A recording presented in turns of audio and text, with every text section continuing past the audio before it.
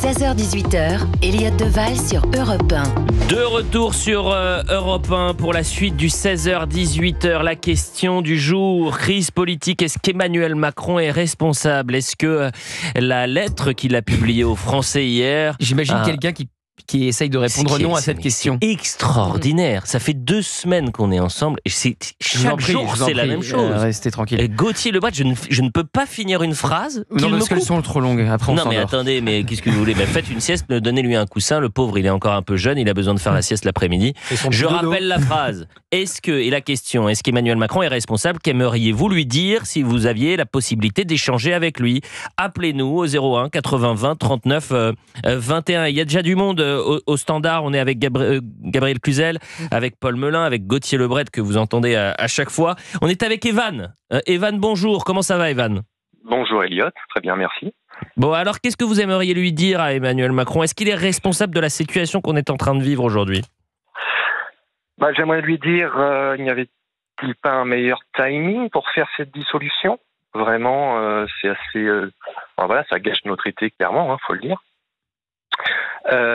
Aussi, il n'y avait pas... fallait-il faire ces alliances avec LFI ?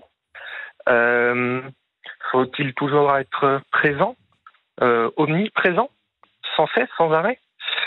Donc voilà, c'est tout un tas de choses qui fait que finalement, oui, clairement, il est le grand responsable. Et pourtant, dans sa lettre, je ne sais pas si vous l'avez lu hier, mais pas une seule fois, il se remet en question. Pas une seule fois, il y a un mea culpa dans cette lettre. Je pense qu'il a toujours raison. En fait, on le voit depuis 7 ans, il ne se remet jamais en question, Macron. C'est ça son grand problème. Il ne se remet jamais en question. Donc, aujourd'hui, voilà, on a une configuration politique fracturée. On ne sait pas où on va. Beaucoup de Français sont inquiets. C'est très inquiétant. Pendant 1 an au moins, le pays va être bloqué. Merci, Monsieur Macron. Voilà. Écoutez, merci pour votre témoignage. Evan, dans un instant, on sera avec Lily qui nous appelle de Grenoble, mais Gauthier veut prendre la parole.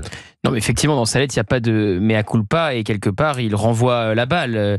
J'ai tout détruit, débrouillez-vous maintenant et trouvez une solution. C'est pas à moi de le faire, mais ce que je veux dire, c'est que ça ne date pas que de la dissolution.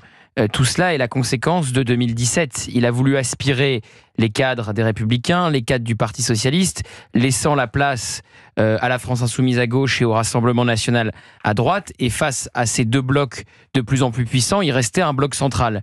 Et avec sa dissolution, il a décidé d'appuyer sur un bouton et de faire fondre ce bloc central. On se retrouve donc avec 3 blocs, et alors même qu'il y aurait pu avoir une majorité absolue, certes pour le RN, et donc s'il y avait eu majorité absolue, que ça soit pour un camp ou pour un autre, ça aurait été plus simple. Mais non, il a organisé ces désistements et ces barrages, et donc on se retrouve sans majorité absolue, avec une majorité relative à la gauche, qu'il a donnée à la gauche avec le système de barrage. Donc non seulement il est responsable de la situation, mais c'est le seul responsable, et c'est la conséquence même de toute sa stratégie depuis 2017. Et vous savez, il y a l'expression de Manuel Valls, les gauches irréconciliables. On va peut-être découvrir dans les prochains jours ces centres irréconciliables. C'est-à-dire qu'il y a 50 nuances de centristes aujourd'hui, et on va bien voir si demain vous avez dans le camp présidentiel des députés qui sont prêts à taper dans la main d'Olivier Faure, ou alors qui préfèrent taper dans celle de Laurent Wauquiez. Ça va être très intéressant de voir ce qui va se passer. Lily est en direct avec nous. Bonjour Lily. Oui, bonjour.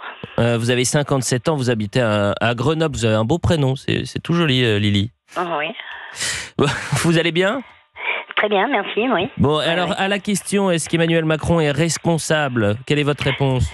Alors moi, ma réponse est non. Il n'est pas responsable de toute cette situation. En fait, ils sont tous responsables finalement. C'est une alternance depuis plus de 40 ans entre la gauche et la droite. Et puis Macron, il a été formé par la gauche. Donc il correspond en fait à l'attitude habituelle de la gauche, c'est-à-dire quoi qu'il se passe, on ne se remet jamais en question.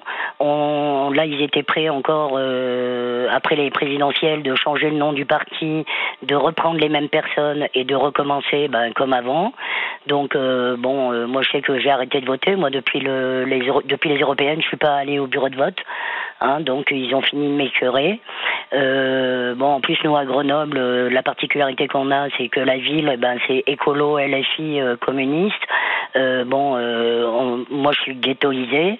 Donc quand ils prétendent que le RN veulent diviser les gens, les séparer, mais en fait c'est ce qu'on nous applique depuis des années, donc je les trouve un peu hypocrites. Ils veulent pas rendre de compte, jamais. Donc moi, Elisa Martin, celle qui a été élue la députée. Donc dans la presse, elle écrit que les quartiers populaires, c'est sa deuxième maison. Pour moi, c'est une élue fantôme, comme l'a été Émilie Chalas auparavant. Donc Emmanuel Macron, il n'est pas responsable de tout ça. Bon, en plus, moi, la démocratie est confisquée, ça fait quand même plusieurs années. Là, elle a été muselée. Il nous joue un cirque. Moi, je suis écœurée. Je savais pertinemment que dès le dimanche soir, ils allaient se manger entre eux pour savoir qui allait être Premier ministre, si c'est eux qui arrivaient en tête. Pour moi, ils ont joué la ferme des animaux. J'avais l'impression de lire la ferme des animaux avec le comportement de la gauche. Ils m'ont dégoûté. Maintenant, en plus, quand ils vont siéger à l'Assemblée, c'est parti par parti. Donc, à partir du moment où, au sein de l'Assemblée, ils se décomposent en partis, dans ces cas-là, il faut regarder les résultats parti par parti. Mais ça, ils ne veulent pas l'entendre et ils ne veulent jamais rendre de compte. Bon, Emmanuel Macron, il est comme eux, finalement, vu qu'il a été formé par eux. Et si j'ai une chose à lui dire, de faire au mieux maintenant. Là, il faut se placer au-dessus et faire en sorte d'agir dans l'intérêt général de tout le monde et de prendre en compte l'expression de tous les électeurs. Mais bien écoutez, merci beaucoup Lily. Si comme Lily ou Evan vous souhaitez réagir, 01 80 20 39 21.